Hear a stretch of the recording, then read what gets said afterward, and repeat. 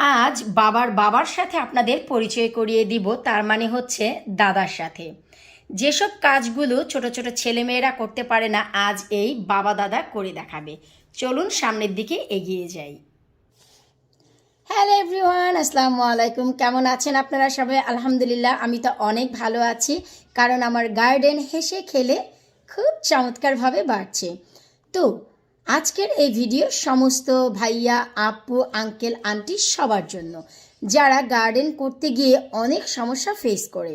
যেমন কি আমাদের গাছে, যেমন মরিচ গাছে, বেগুন গাছে, লাউ গাছে বা অন্যান্য যে কোনো সবজির গাছে অনেক ধরনের ছোট ছোট সবুজ পোকা বাসা বাঁধে, ছোট ছোট কালো পিঁপড়া বাসা বাঁধে, মাকড়সা নেট বাসা বাঁধে, মরিচ গাছ এবং বেগুন গাছের পাতাগুলোকে কুঁকড়ে দেয়, সাইড দিয়ে নৌকার ঢেউয়ের মতো খেয়ে ফেলে। সেই সমস্যার সমাধান আজকের এই ম্যাজিক কীটনাশক। জি হ্যাঁ, আপনারা ঠিকই শুনেছেন, এর আগে আমার চ্যানেলে আপনারা একটি ম্যাজিক সারের ভিডিও দেখেছেন এবং যা ব্যবহার করে আপনারা সবাই অনেক উপকৃত হয়েছেন, যার বেশ কয়েকটি সফল কমেন্ট আপনারা আমার সাথে শেয়ার করেছেন। আর শুধু তাই নয়, আমি নিজেও এই ম্যাজিক সার দিয়ে অনেক সফলতা পেয়েছি। ঠিক তেমনই এবছর গার্ডেন শুরু করার আগেই আপনাদের সাথে আমি একটি ম্যাজিক কীটনাশক শেয়ার করতে যাচ্ছি। ঘরোয়া কীটনাশক, যা হচ্ছে বাবার বাবা। অন্যান্য কীটনাশক যা কাজ করবে না, আজকের এই বাবা অবশ্যই কাজ করবে। তো চলুন কথা না বাড়িয়ে আমরা আগে এই কীটনাশকটি বানিয়ে ফেলি। তারপর এটা কিভাবে দিতে হবে, কতদিন পর পর দিতে হবে, কোন পদ্ধতিতে কোন কোন গাছে দিতে পারবেন, সেই বিষয় নিয়ে কথা চলবে। চলুন লেটস স্টার্ট। আজকের ভিডিওর জন্য আমাদের যা লাগবে তা হচ্ছে এমনই একটি স্প্রে বটল। আপনাদের কাছে যেমন থাকে তেমন নিতে পারেন। আজ আমি যে পরিমাণে আপনাদের দেখাচ্ছি তা হচ্ছে 1 লিটার। এখানে আমি পুরোপুরি মেজারমেন্টের 1 লিটার নর্মাল ট্যাপ ওয়াটার নিয়েছি। এই সারটি যদি আপনারা শীতে ব্যবহার করেন, কুসুম গরম পানি নেবেন, আর এখন আপনারা নর্মাল ট্যাপ ওয়াটার নিতে পারবেন, কোনো সমস্যা নেই। এই যে দেখুন, এখন এই ট্যাপ ওয়াটার নিয়েছি যে বটলে, সবার শুরুতে এখানে আমি 1 লিটারে 1 চামচ, আমি এই যে চামচগুলো নিয়েছি এতে করে যেন আপনাদের বুঝতে সুবিধা হয়, 1 চামচের থেকে আমি কিছুটা কম অ্যাপসম সল্ট দিচ্ছি। কারণ আমি যে গাছে আজ ব্যবহার করব সেই মাটিতে আজ থেকে 20 দিন আগেই আমি অ্যাপসম সল্ট ব্যবহার করে সেই মাটিটি প্রসেস করেছি, যে কারণে আদারওয়াইজ 1 লিটার পানিতে 1 টিস্পুন অ্যাপসম সল্ট আপনারা ব্যবহার করবেন। এটি খাবার লবণ নয়, অ্যাপসম সল্ট। শুরুতে আমি এই যে এটি দিয়ে দিচ্ছি। পাশে নিশ্চয়ই আমার আমেনার সারেগামা পা শুনতে পাচ্ছেন, সো তার জন্য দুঃখিত আছি। এরপর ব্যবহার করব আমি মেজারমেন্ট যে স্পুনগুলো থাকে, সেই স্পুনের 1 টিস্পুন মরিচের গুঁড়ো। আমি সরাসরি একেবারে পট সামনে নিয়েছি, স্পুন সামনে নিয়েছি, এতে করে আপনাদের বুঝতে সুবিধা হবে। কারণ বরাবরই আপনারা জিজ্ঞেস করেন যে আপু পরিমাণটি যদি একটু বলতেন। এই যে দেখুন, আর মরিচের পাউডারটি হতে হবে খুবই মারাত্মক ঝাল, তবেই না কাজ করবে। এই যে এখন এই 1 টিস্পুন মরিচের পাউডারও আমি দিয়ে দিচ্ছি এই যে এই বটলে। এরপর আমরা নিব হচ্ছে 1 টিস্পুন হলুদের পাউডার। আরও একটি কথা আমি একটু ক্লিয়ার করে বলে দিচ্ছি, এই যে মরিচ আর হলুদের পাউডার দেখতে পাচ্ছেন, এগুলি কিন্তু খাবার মরিচ এবং হলুদের পাউডার। সো মেক শিওর যা দিয়ে আমরা রান্নাবান্না করি। তো এই যে এখন আমি 1 টিস্পুন হলুদের পাউডারও দিয়ে দিচ্ছি।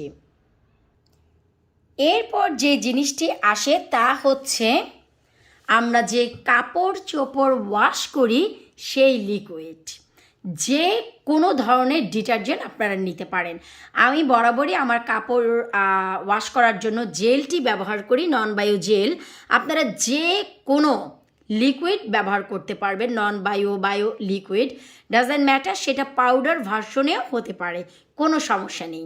জেল হতে হবে, পাউডার ভার্সন হতে হবে এমন কিছুই না, শুধু কাপড় ধোয়ার ডিটারজেন্ট হলেই হলো। তো চলুন এখন এটা আমরা কতটুকু দিব। আগে আমি এই যে মুখটুকু খুলে নেই, যেহেতু এটা নিচের দিক থেকে। এখন আমি আপনাদের একটু দেখাচ্ছি যে আমি কতটুকু পরিমাণ দেব। এই যে এখান থেকে আমি 1 টিস্পুন পরিমাণ, শুধু আপনারা একটু লক্ষ্য করুন, এই যে আমি 1 টিস্পুন পরিমাণ দিয়ে দিচ্ছি। এই যে ব্যাস এইটুকুই, এর থেকে বেশির আর কোনো প্রয়োজন নেই। এরপর এই যে বোতলের যে মুখটি আছে, স্প্রে নজলটি, আমি মুখটি বন্ধ করে নিয়েছি। এখন যে কাজটি করতে হবে, খুবই ভালো করে এটাকে শেক করে নিতে হবে। খুবই ভালো মানে খুবই খুবই খুবই ভালো। হলুদের পাউডার, মরিচের পাউডার, অ্যাপসম সল্ট এবং ডিটারজেন্ট যেন খুবই ভালো করে অ্যাবসর্ব হয়ে যায়।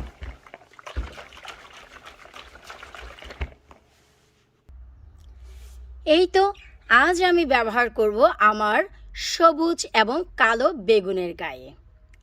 বেগুন তো নয়, সবুজ এবং কালো বেগুন গাছে। এই যে দেখতে পাচ্ছেন সতেজ সতেজ যে আমার গাছগুলো, এই গাছগুলো আমি কিভাবে বানিয়েছি। এই যে ম্যাজিক কীটনাশক, এই যে ম্যাজিক কীটনাশক, এই সারটি দিয়ে। এটি তো সার নয়, এটি হচ্ছে ম্যাজিক কীটনাশক, যা একেবারে কীটকে ভেতর থেকে উপড়ে ফেলে। তো এখন এই যে দেখুন পাম্পারটি, যাদের কাছে এমন পাম্পার আছে, এমন পাম্প করে নিতে হবে। এরপর সরাসরি এই যে দেখুন আমরা বেগুনের গায়ে ঠিক আমাকে যেভাবে দেখছেন আপনারা, ঠিক সেভাবে করে আমরা স্প্রে করে নেব। এটার আসলে কোনো নিয়ম নেই যে এভাবে দিতে হবে সেভাবে দিতে হবে, শুধু এই যে দেখুন এভাবে করে সবগুলো বেগুন গাছে আপনারা স্প্রে করে দেবেন। ব্যাস, এটার আর কোনো কিন্তু সিস্টেম নেই। এই যে দেখুন আমি শুধু স্প্রে করে দিচ্ছি সবগুলো বেগুনের গাছে। তো যেহেতু পাম্পার, তাই আপনাদেরকে একটু পাম্প করে নিতে হবে। ব্যাস, যত দূর আপনার বেগুন গাছে চোখ যাচ্ছে ঠিক তত দূর এভাবে দিয়ে দিতে হবে। এই যে দেখুন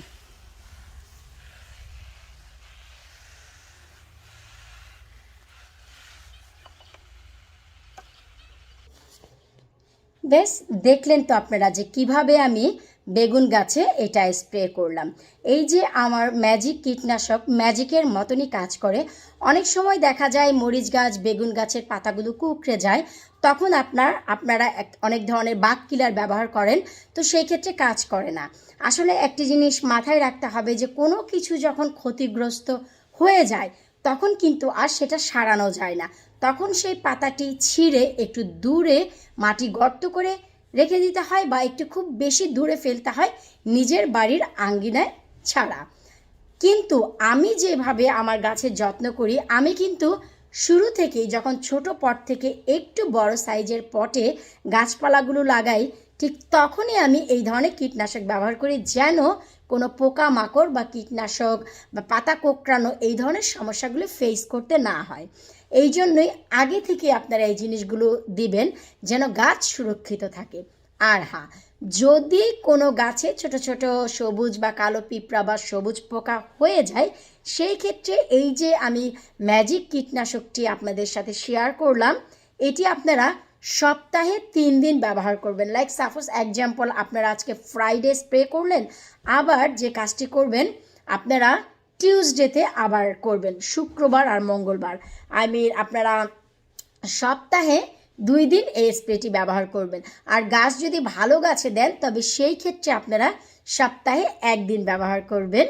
যে কোনো গাছ, লাউ, মিষ্টি কুমড়া, বেগুন, কাঁচামরিচ, টমেটো, শিম, যে কোনো গাছে আপনারা এই ম্যাজিক কীটনাশকটি ব্যবহার করে ম্যাজিকের মতনই কাজ পাবেন। এর আগে অনেকেই জিজ্ঞেস করেছে যে আপু অ্যাপসম সল্ট কি, আমরা কোথায় পাবো। এই ভিডিওতে আমি ছোট্ট করে একটু বলে দিচ্ছি, অ্যাপসম সল্ট কোনো খাবারের সল্ট নয়, এটি হচ্ছে ম্যাগনেসিয়াম সালফেট, যা যে কোনো ফার্মাসি বা গার্ডেন সেন্টারে পেয়ে যাবেন, অথবা আপনারা অনলাইন থেকে অর্ডার করতে পারবেন। আমি এই যে একটু দেখিয়ে দিচ্ছি, আপনারা একটু দেখুন, এই হচ্ছে অ্যাপসম সল্ট। আচ্ছা, আমি আরও একটু ক্লিয়ার করে দেখাচ্ছি। এই হচ্ছে অ্যাপসম সল্ট, আপনারা চাইলে স্ক্রিনশট রাখতে পারেন, কোনো সমস্যা নেই। তো এই অ্যাপসম সল্টই আপনাদের গাছকে অনেক সুরক্ষিত রাখবে। তো অ্যাপসম সল্টের পর এরপর আসছে হচ্ছে আমি যে ডিটারজেন্ট ব্যবহার করেছি। যারা ডিটারজেন্ট দিতে চান না বা বাসায় নেই, আপনাদের ইমিডিয়েটলি এই কীটনাশকটি বানাতে হবে, আপনারা অনায়াসে আমরা যে থালা বাসন ক্লিন করি যে লিকুইড, সেটা 8 ড্রপস 8 ড্রপস পর্যন্ত ব্যবহার করতে পারবেন। Not more than 8 drops, less than 8 and 8 drops. 8 ড্রপসের উপরে করবেন না, চাইলে 8 ড্রপস থেকেও কিছুটা কম করতে পারবেন, 6, 7 অ্যান্ড 8, বাট 8 ইজ পারফেক্ট, কারণ আমি অলওয়েজ 8 ব্যবহার করি।